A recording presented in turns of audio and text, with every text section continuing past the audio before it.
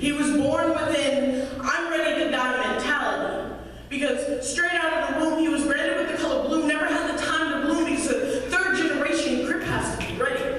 So they told him this cold black steel is his friend, his protector. Every day carrying the 9 in class, the gun scares him. The power scares him, although he's never had to shoot it. The thought of taking a life sends chills and an electroshock up his spine.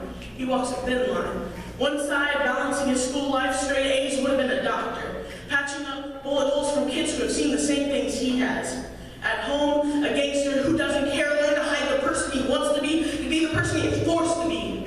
Always was picked on by members of the gang, telling him he was never fully committed. But although gangbanging wouldn't have been his first choice in life, he loved his family, so accepted the challenge to prove what he was made of.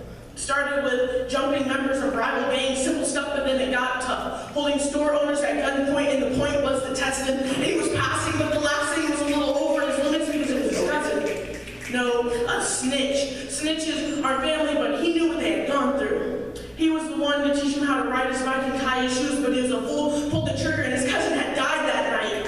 And he wasn't allowed to feel bad because gangsters like him don't feel bad for anyone, especially an enemy, but the pressure kept building inside of him and he snapped.